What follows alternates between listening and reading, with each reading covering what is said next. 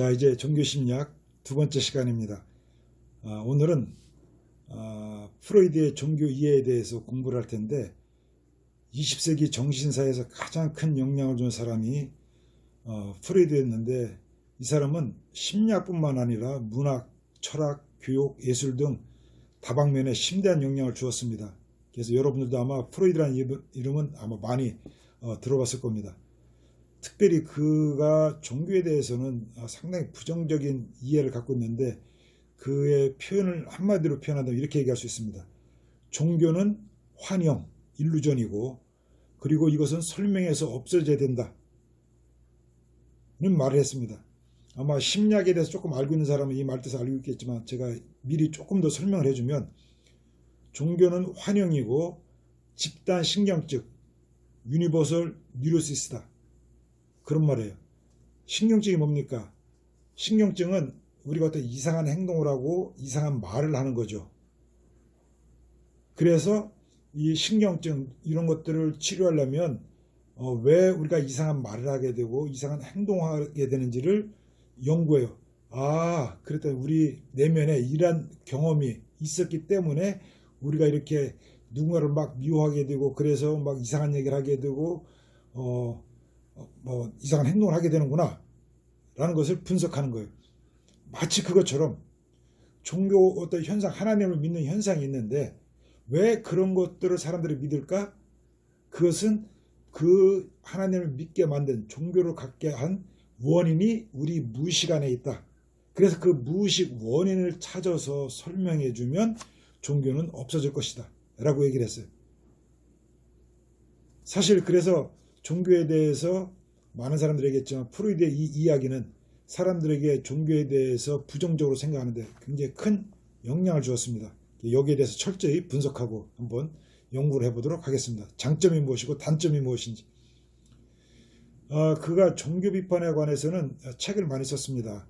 원래는 심리학자였지만 그는 종교에 대한 관심이 있었기 때문에 그의 말년에 거의 종교에 관한 책들을 썼는데, 대표적인 책들이 The Future of an Illusion, 환영의 미래, 토템 앤 타부, 그리고 Civilization and its Discontent, 그러니까 문명과 그 불만, 그리고 또 유명한 그 말년 죽기 직전까지 썼던 Moses and Monotheism, 모세와 유일신교 등을 중심으로 그의 종교를 살펴보고 그 한계를 분석해 보려고 합니다.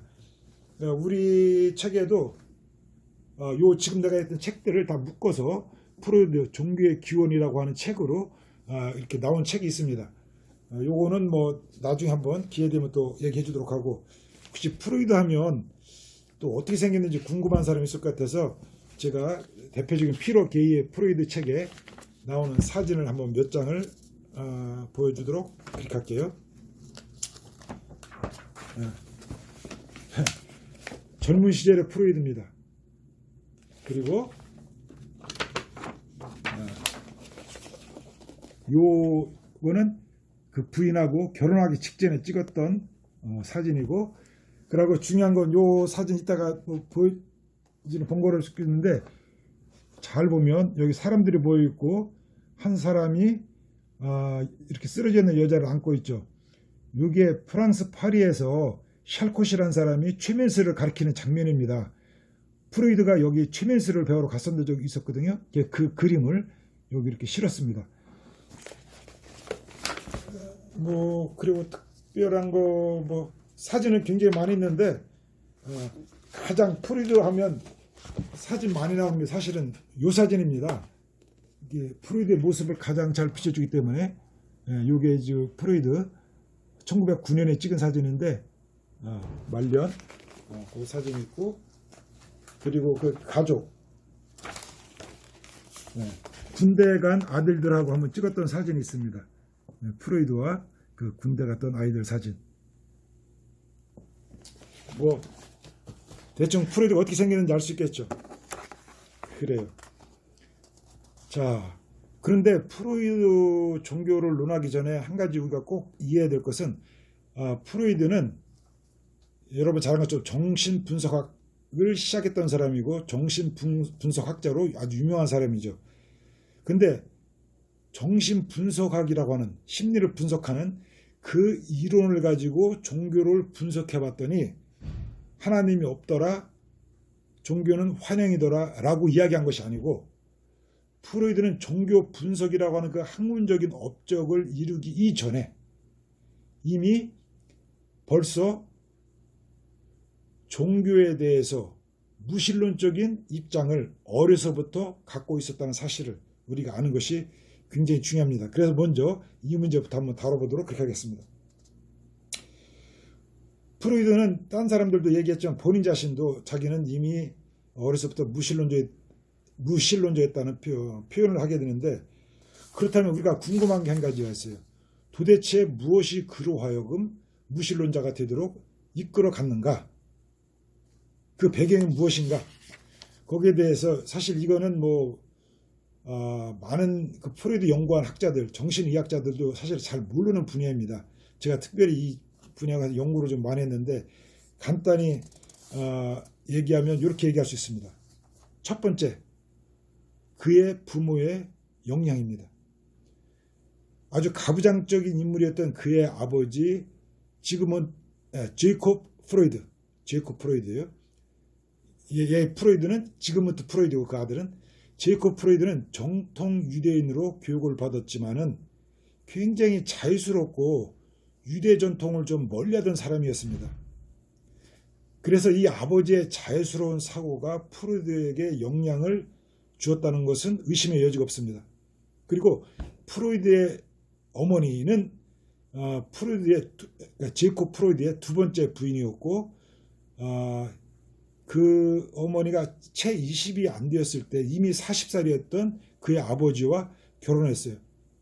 굉장히 아름다웠다고 알려지고 있고, 그리고 그 인생의 마지막 90세 될 때까지 유쾌함과 재치를 잃지 않았다고 그렇게 기록을 하고 있습니다. 굉장히 많은 사랑을 이 어머니에게 받았는데, 그럼에도 불구하고 그 어머니가 가르쳐준 종교적 가르침도 프로이드에게는 아무 영향을 주지 못했다라고 자서전을 쓰는 학자들은 다 이야기를 합니다. 특별히 프로이드는 지금의 체코슬로바키아, 체코 지역에서 태어났는데 4살 때 오스트리아 비엔나로 이사를 갑니다. 그런데 4살 때 비엔나로 이사를 가고 나서 그의 아버지는 더 이상 정통적인 유대인 관습을 따르지 않았습니다. 그래서 그 어네스트 존이라고 하는 자서전 쓴 사람은 이렇게 얘기합니다. 프로이드는 영혼 불멸이나 하나님에 대한 어떤 신앙도 없이 자라났고 그런 필요성을 느끼지도 않은 것으로 보인다. 물론 후에 어린 시절 성경을 읽기도 했고 영향을 받았다고 할 수 있겠지만은 이 어네스트 존에 의하면 그것은 역사적 차원이나 윤리적 차원을 의미한 것이지 어떤 신앙적인 차원은 아니었다라고 그렇게 판단합니다. 그래서 이런 자유스러운 부모의 영향 아래서 그 종교적인 그 심성, 신앙적인 영향을 그렇게 받지 않았다. 두 번째, 반종교적 경험들.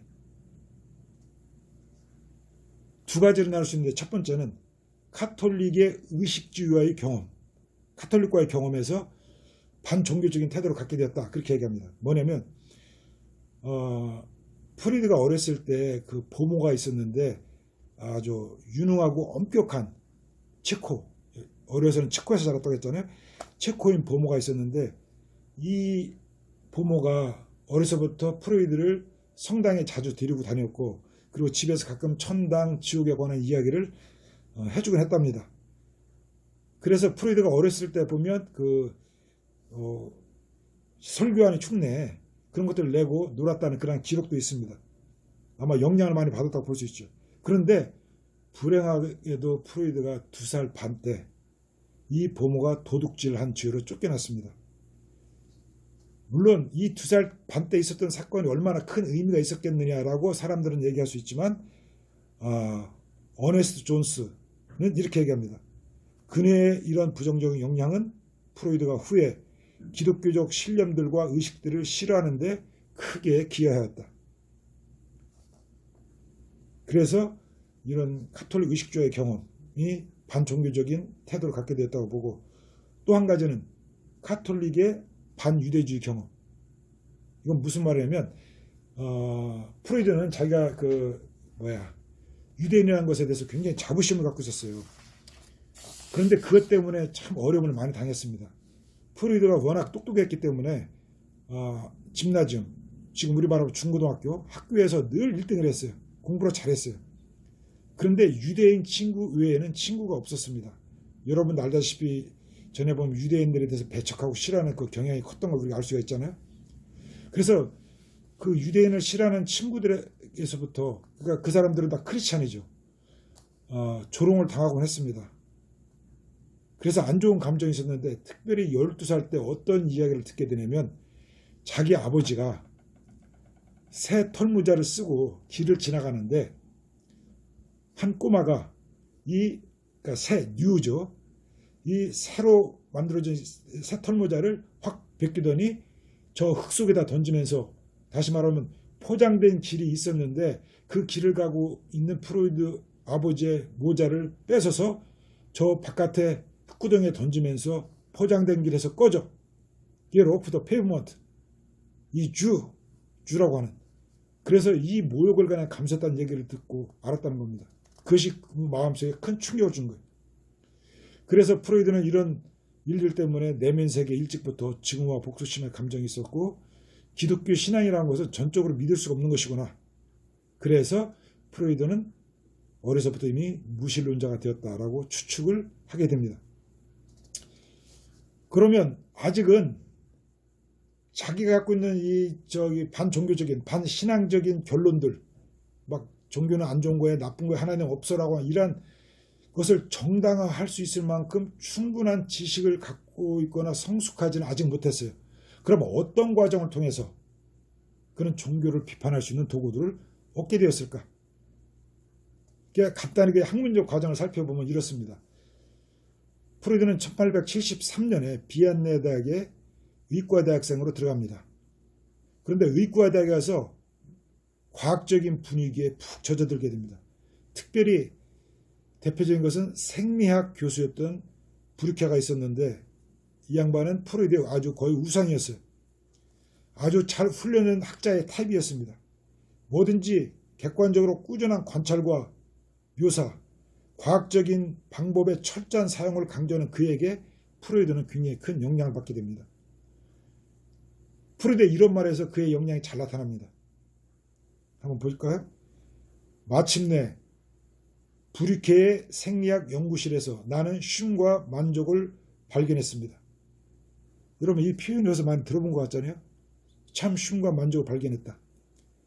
어거스틴이 그의 참회록에서 그런 말을 했죠. 나는 하나님 안에서 참 삶의 만족, 평안을 얻었습니다. 그런데 프로이드는 이 생리학 연구실, 과학적인 관찰 방법, 여기에서부터 정말 만족을 발견했다고 얘기합니다. 프로이드는 이러한 브류케의 연구실에서 6년간 머물렀으면서 그 후에도 그것을 떠나기를 참 꺼려했어요. 근데 얘도 먹고 살아야 되니까 재정적인 어려움이 있으니까 할 수 없이 그 비엔나에 있는 제1병원에 가서 수련의가 되어서 일을 하게 됩니다. 여기에서 많은 또 연구를 하게 됩니다. 정신병리학과에서 근무도 하고 뇌해부연구소에서, 그리고 어린이 병원에서 연구합니다. 그러면서 동물 신경세포, 그리고 신경조직, 인간의 중추신경체제, 이런 신경학에 대한 공부를 많이 하게 돼요. 그런데 여기에서 상당히 큰 업적을 많이 남겼다고 합니다.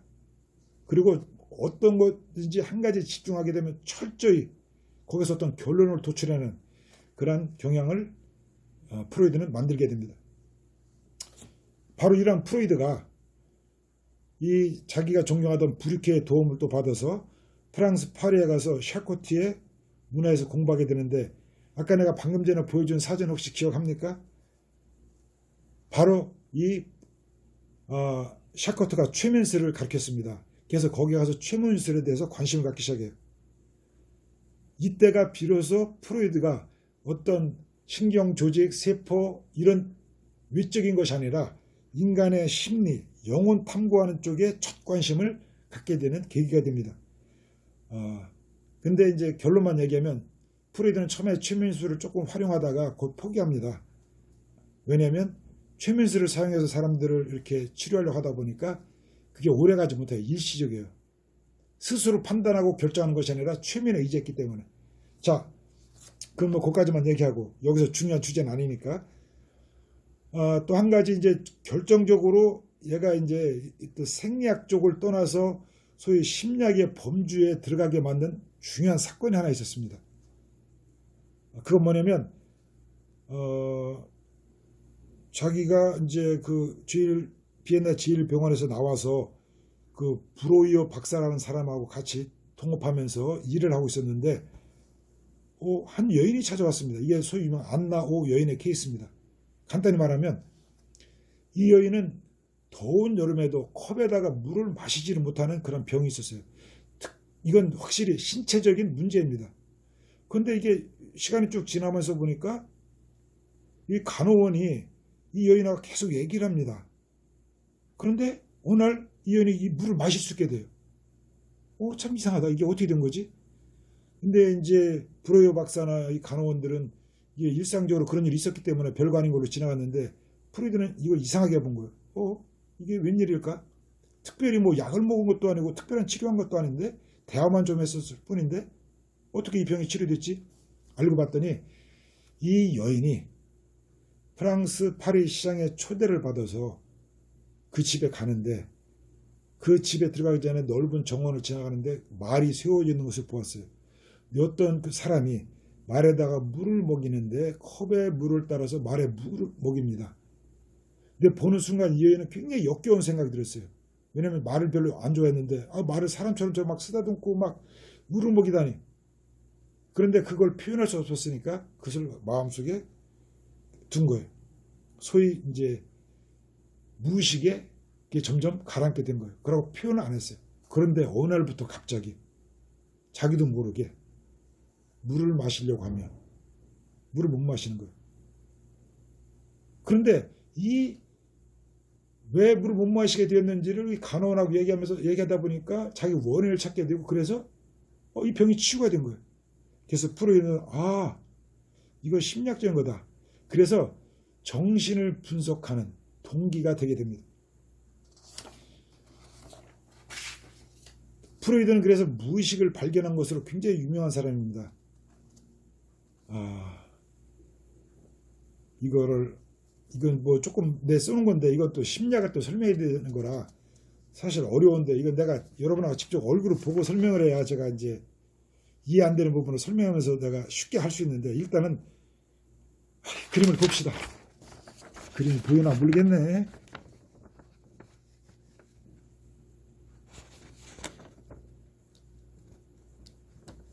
보여요?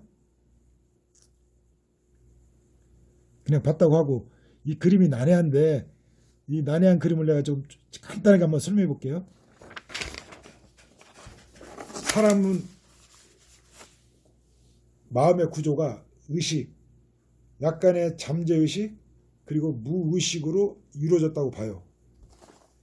우리가 어떤 막 불쾌한 경험을 했을 때 그것이 의식에는 없어질 수 있지만 그것은 없어진 게 아니고 실은 억압해서 생각하기 싫어서 그것이 점점 내 내면에 쌓이게 돼요. 그게 무의식이에요. 그런데 프로이드가 무의식을 얘기할 때 중요하게 얘기하는 게 또 한 가지가 있습니다. 위디푸스 컴플렉스입니다. 다시 말하면 위디푸스 컴플렉스 이름 많이 들어봤죠? 위디푸스 컴플렉스. 쉽게 말해서 남자아이가 어머니를 사랑하고 그리고 아버지에 대해서 경쟁관계로 생각하고 아버지를 또한 두려워하기도 해요. 그래서 양가 감정이라고 해요.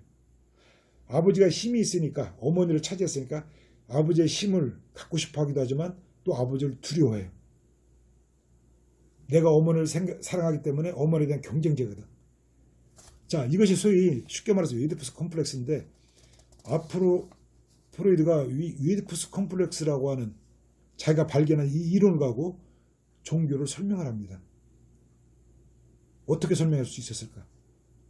자, 한번 이제 그걸 봅시다. 그래서 자기가 정신의학에서 공부를 하고 심리학을 공부하고 이런 모든 자기의 어떤 그 학문적인 도구를 갖고 이제는 객관적으로 합리적으로 나름대로 종교에 대한 비판을 이제 시작하게 됩니다. 그래서 프로이드가 그러면 첫 번째로 종교의 기원, 어떻게 해서 종교는 생겨나게 되었는가? 두 가지를 나눠요. 하나는 이게 종교적 요인, 말이 좀 어렵죠. 역사적인 관점에서 종교는 이렇게 생겼습니다라고 설명한 게 있고, 또 개인적인 관점, 우리 개인으로서 어떻게 종교를 갖게 됐는지 그 설명을 합니다. 먼저 그 이제 종교의 기원이라고 했으니까 역사적인 관점에서 한번 살펴봅시다. 아까 책 이름을 몇 개 얘기했었는데 대표적인 책이 토템 앤 타브예요. 이건 뭐 우리말로 굳이 번역할 필요 없어요. 토템은 뭐 토템, 타브 우리가 다 알고 있죠. 토템과 타브.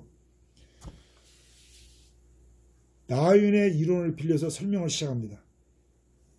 인류가 진화할 때 초기에는 모두가 인류가 무리를 지어 살았다. 이때 최초의 아버지가 지배하면서 모든 여인들을 지배했고, 그리고 아이들도 그 밑에 아이들을 두고 있었다. 자, 그런데 이 아이들이 생겨보니까 자기의 모든 여인들을 아버지가 다 차지했어요. 그래서 이 아이들이, 자식들이 불만을 품고 연합해서 아버지를 살해합니다. 그런데 이때 곧 두 가지 감정이 휩싸이게 돼요. 아버지가 갖고 있던 그 힘, 사회를 응집시킬 수 있었던 힘, 그 위대함에 대한 향수, 그리움을 가져요. 또 동시에 아버지에 대한 두려움, 보복의 두려움, 그래서 무의식적인 죄책감과 두려움, 공포감을 갖게 됩니다. 그래서 이 아버지를 살해하고 여인들을 나눠 가진 그 자녀들의 죄책과 강박관념이 시간이 지나면서 이 문제에 대한 해결책으로 상징적인 대형물이라고 할 수 있는 토템 동물을 정하게 됩니다.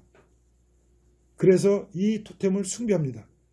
그래야만이 종족이 응집성을 유지할 수가 있으니까. 그리고 또 한편 숭배하면서 이것은 절대 살아야만 안 된다라고 살해 금지 명령을 내려요. 그리고 우리 모두는 서로가 아버지의 자손들이다. 그렇기 때문에 동족 간의 살인 금지를 정합니다. 또 한편 그 유명한 역사에서 나오는 엑소가미, 조교의 혼이라는 게 있어요. 동족 내의 다른 여인들에 대해서는 같이 결혼할 수가 없다. 다 원래 아버지의 여인들이었기 때문에 그것은 절대 금한다. 그래서 동족 안에 있는 여인들과는 결혼하지 않는 풍습이 이때부터 생겼다라고 프로이드는 설명합니다. 그런데 1년에 한 번 이 토템 종교의 의식이 있게 되는데, 그때는 딱 한 번 이 토템 동물을 먹는 것이 허용이 됩니다. 왜냐하면 아버지가 갖고 있던 절대적인 힘을 이 아들들이 받아들여야 되는데, 그것을 상징하는 것으로서 그 힘을 소유하기 위해서 토템 동물을 먹는 것을 허용해요. 그렇기 때문에 그래서 두 가지 양면적인 감정이 있죠. 아버지에 관련된 그 아버지를 갖고 싶어하는, 그 아버지 갖고 있는 힘을 갖고 싶어하는 그런 마음, 그리고 또 아버지를 제거했기 때문에 아버지에 대한 보복의 두려움, 바로 이것이 시간이 지나면서 정말 아버지를 신성시하게 되면서 이것이 신의 원형이 된다고 봅니다. 그래서 이러한 과정을 거쳐서 신이 만들어져야 돼요. 그래서 신에 대해서 항상 우리는 양면 감정을 가져요.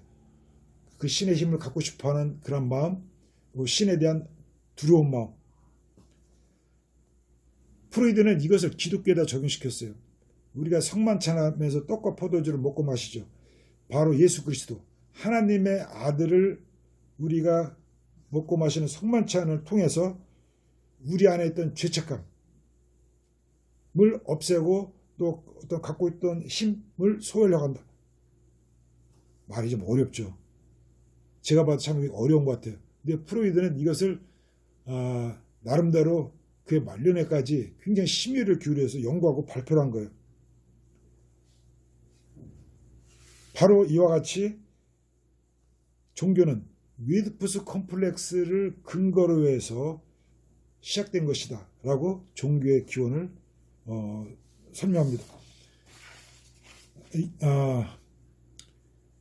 이것이 아주 또 잘 나타난 것이, 아주 쉽게 이야기처럼 풀어간 것이 모세산 모노스이즘이에요. 모세와 유일신교. 그 내용을 제가 지금 간단히 간추리고 싶지만 한번 여러분 꼭 읽어보고 한마디로 표현하면 이거예요. 모세는 원래 유대인이 아니었고 이집트인이었다.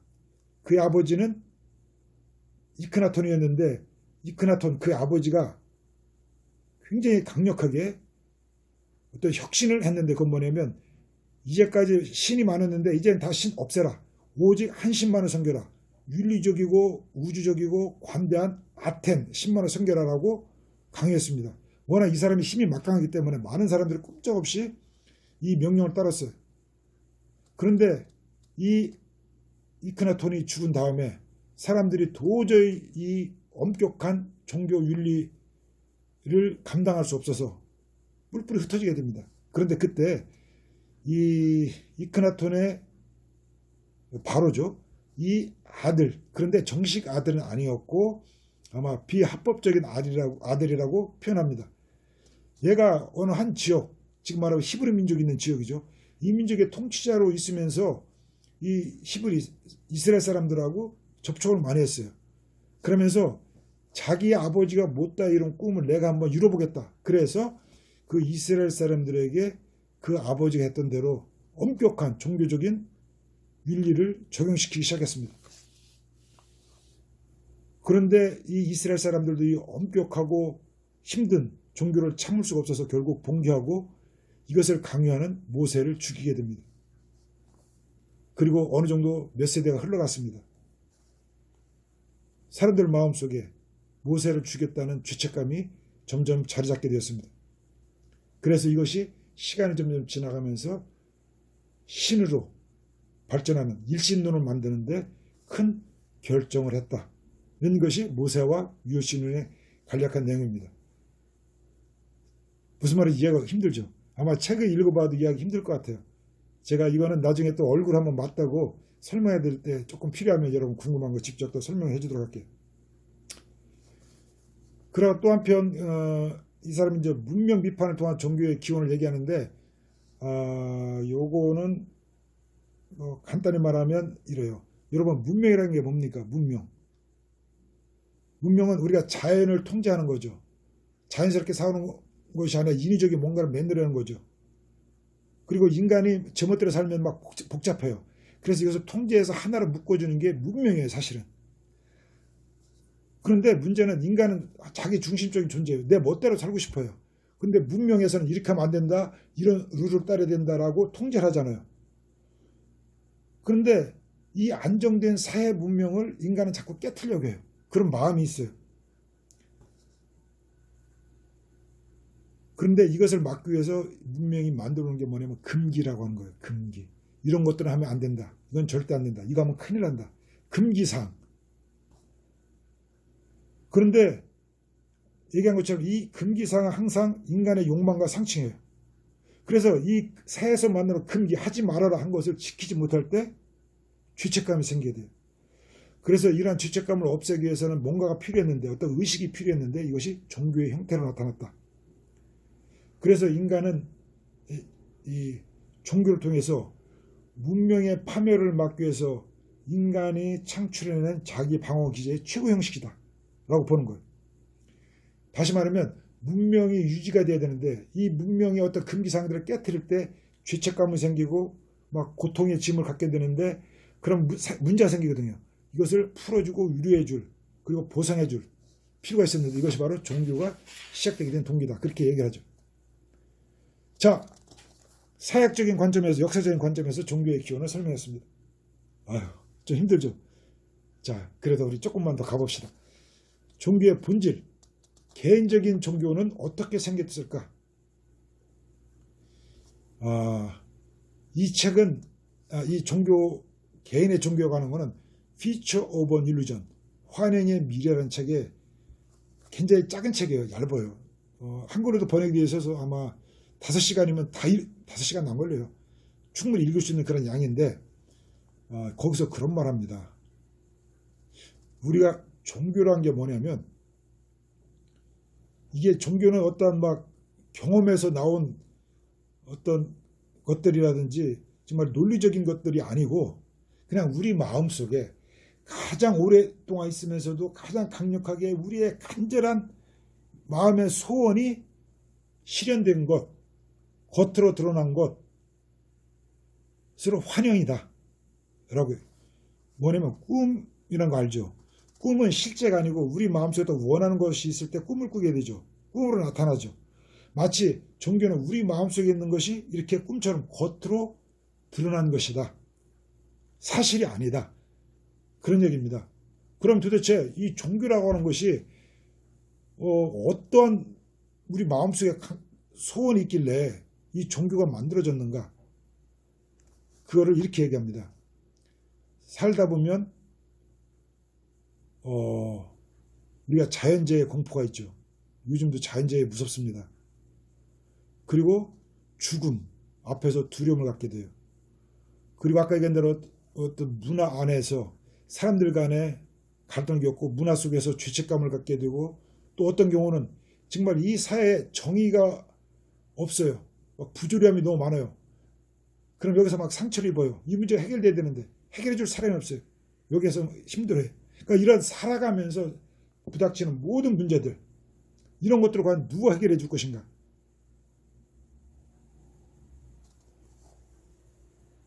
프로이드는 어려서 아버지를 생각할 때 내가 못하는 것, 내가 부족한 거를 아버지가 다 채워주고 아버지가 준다고 하는 아버지에 대한 완벽한 그림이 있었다고 생각합니다. 아버지는 완벽한 존재예요.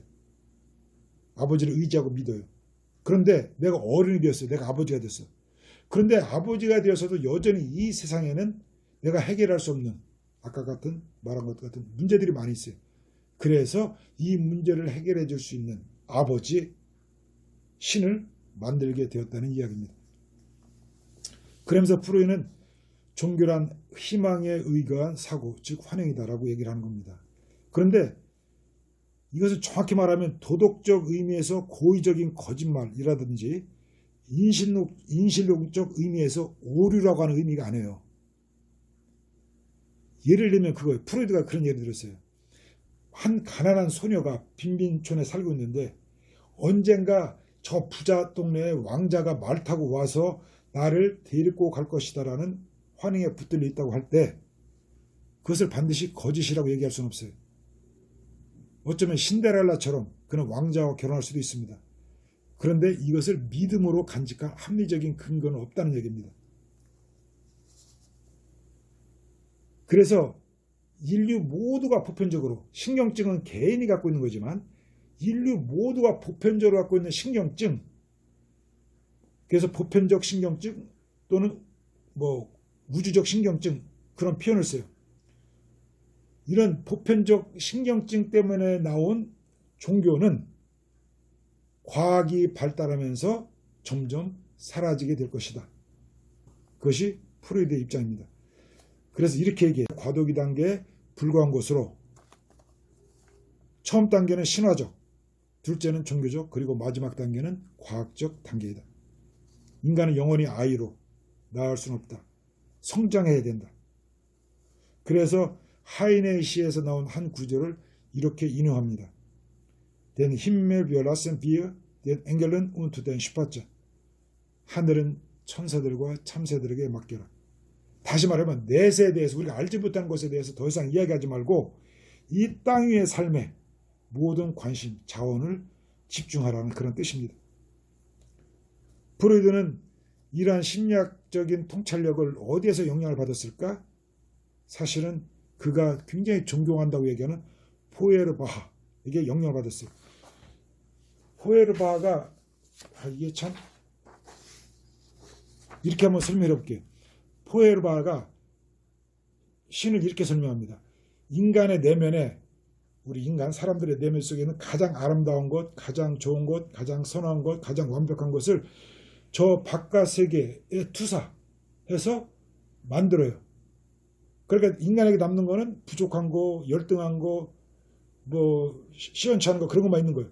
완벽한 건 다 바깥에 투사해서 그 이름을 신이라고 붙여요. 그리고 거꾸로 이제는 그 우리가 만든 신에 의해서 지배를 받아요. 우리는 완벽하지 못해. 우리는 신처럼 모든 걸 훌륭하게 할 수 없어. 우리는 늘 부족해. 그래서 인간으로부터 스스로 소외가 돼요. 우리가 완벽한 것을 갖고 있음에도 불구하고 그걸 포기하고 인간이 인간됨을 포기하는 거예요. 소외되는 거예요. 말이 어려운 것 같은데 그림을 한번 볼까요? 그림으로 설명하면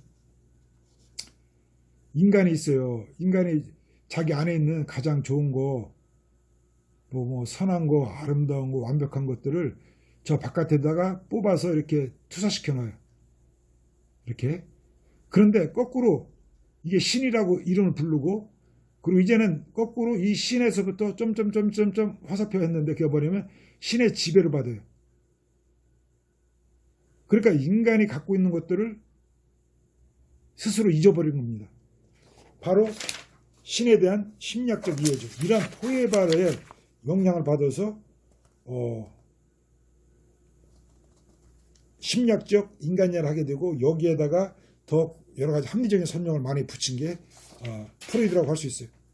자, 이거 뭐 너무 오래 설명해갖고 여러분 지치지 않았나 모르겠네. 이러한 종교에 있어서 프로이드의 한계를 한번 설명해 볼까요? 힘들죠.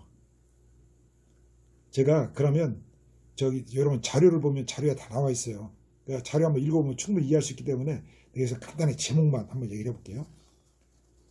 한계가 뭐냐면 첫째로 객관성이 결여되어 있어요.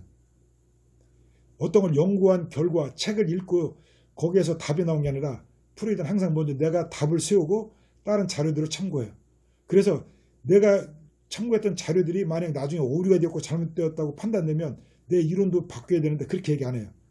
그건 잘못된 건 그냥 잘못된 거야. 내가 원래 갖고 있던 이론이 맞는 거야. 그러니까 객관성이 결여 그런 입장을 많이 보여줘요. 두 번째로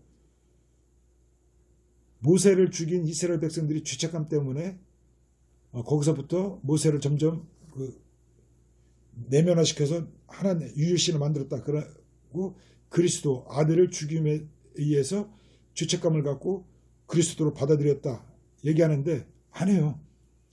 오히려 유대인이었던 예수님을 죽였던 유대인들은 그리스도를 받아들이지 않죠. 오히려 이방인들이라고 보통 표현하는 세계 사람들이 예수님을 더 받아들였어요.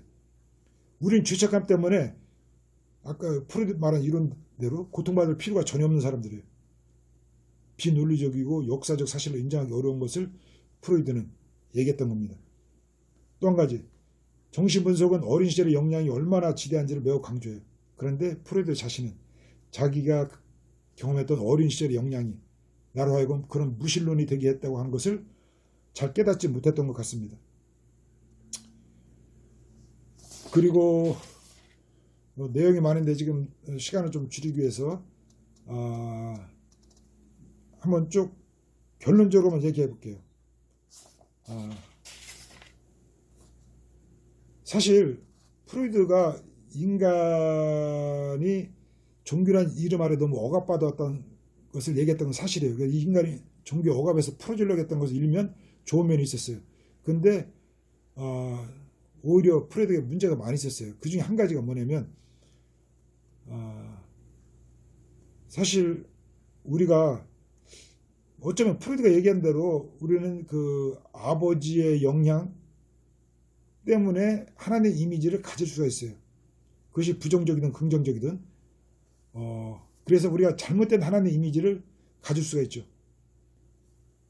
그런 것들은 프로이드가 어떻게 보면 우리 내면을 분석해 줄 수 있는 좋은 공헌이라고 얘기할 수 있어요. 근데 프로이드가 근본적인 문제 한 가지는 모든 신앙을 심리학적 관점에서 얘기하려고 했던 거예요. 사실 사람은 심리학적으로 모든 것들을 설명할 수가 있어요. 예를 들어 볼까요? 여러분 혹시 뭐 한 남자가 한 여자를 사랑했다고 그래봐요. 그 사랑하는 여인을 표현하기 위해서 글쎄 뭐 흔히 옛날에 하던 표현대로 얘기하면 그대의 눈은 호수와 같고, 아가수의 표현을 보면 뭐 그대의 목은 망대와 같고. 자, 한번 생각해보세요. 눈은 호수와 같아요? 객관적으로 보면 괴물의 인간이 아니잖아요. 그런데 어쩌면 심리학적으로 투사했기 때문에 그 사랑하는 사람을 너무나 절실하게 잘 표현했다고 할 수도 있어요. 그리고 그렇게 심리학적으로 투사해서 그 사랑하는 사람을 표현했다고 해서 그 사랑하는 여인이 객관적으로 존재하지 않는다? 오직 심리학적인 것이다 라고 설명할 수 있을까요? 아니에요. 특히 하나님은 우리가 표현하기가 어려워요. 그래서 하나님은 손이 짧아서 구원 못함도 아니요, 하나님은 졸지도 주무시지도 아니하신다? 그런 표현들은 인간적인 것이 아니라 하나의 상징적인 표현이죠. 사실 우리가 이 땅에서 어떤 것들을 설명할 때 심리적으로 설명할 수 있는 것들이 많이 있어요. 그렇게밖에 설명 못하는 것들이. 그럼 그것이 상대적으로 그 대상이 없는 거냐? 그건 아니죠. 프로이드의 결정적인 실수는 내가 어떤 것을 심리학적으로 투사해서 표현했다고 해서 그 대상이 존재하지 않는다라고 결론 내리는 것은 윤리적으로 문제가 있다. 그런 뜻이에요. 마지막 결론으로 얘기한다면 프로이드는 종교의 개념에 어떤 신앙의 심리학적 본질에만 관심이 있었지 진리 내용, 실제 자체에는 관심이 없었어요. 그렇기 때문에 프로이드가 갖고 있는 근본적 한계는 여기에 있었다고 볼 수가 있습니다. 자, 오늘 여기까지 강의를 하겠습니다. 수고했습니다.